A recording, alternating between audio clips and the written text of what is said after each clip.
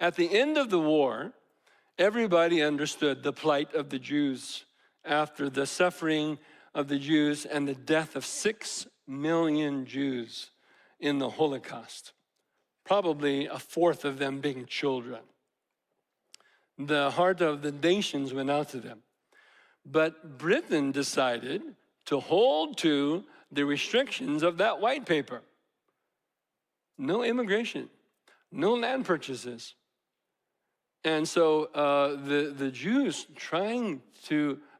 they've suffered from the Holocaust. They want to come to their home.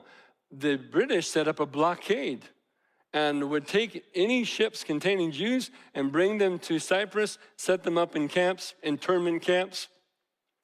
And what a tragedy of increasing suffering. But the British were very concerned. They're trying to keep the Arabs at bay. They're trying to keep this whole thing at bay. Finally, the British had all they could take, and because there were now attacks against the British.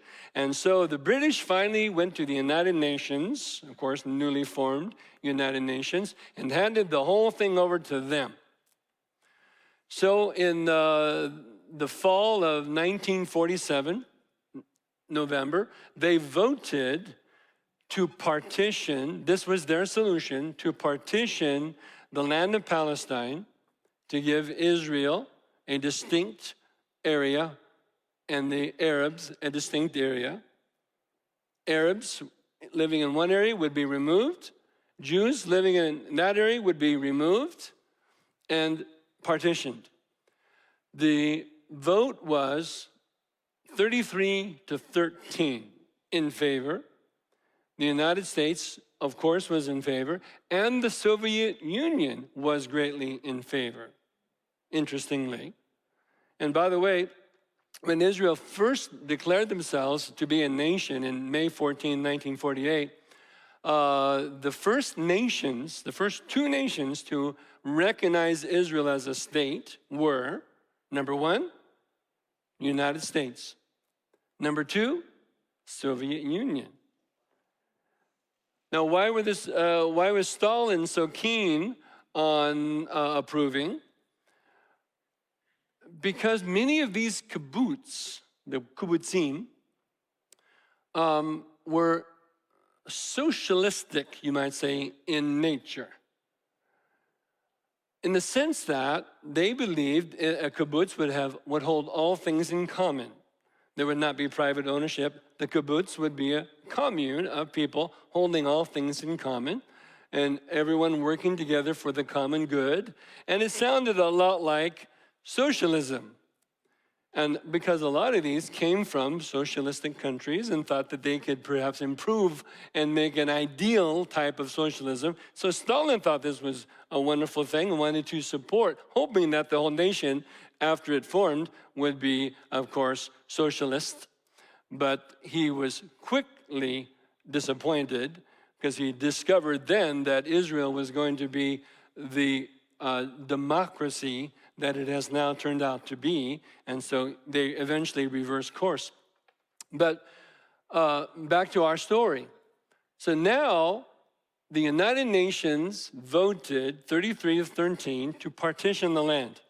So now I want to ask a question, because this is a very important question that has everything to do with where we are today. Israel accepted the terms, even though they were given a very, very small division of the land. They accepted the terms of the United Nations partition plan. The Arabs rejected it outright, completely rejected it. They did not want to live side by side with the Jews, and they wanted to push the Jews into the sea. Here's my question. What would have happened if the Arabs would have accepted the partition plan as the Jews accepted the partition plan? What would have happened? What would have happened is that there would be two states, a Jewish state and an Arab state. And very likely, we would not be having the question and the debate that we're having today. How do we solve the problem of the Middle East if they would have accepted the plan. But they rejected it outright.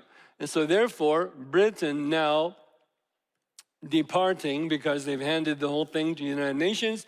United Nations made a vote. This is what we're going to do. England then left everything, and they departed their responsibility. The British mandate was over.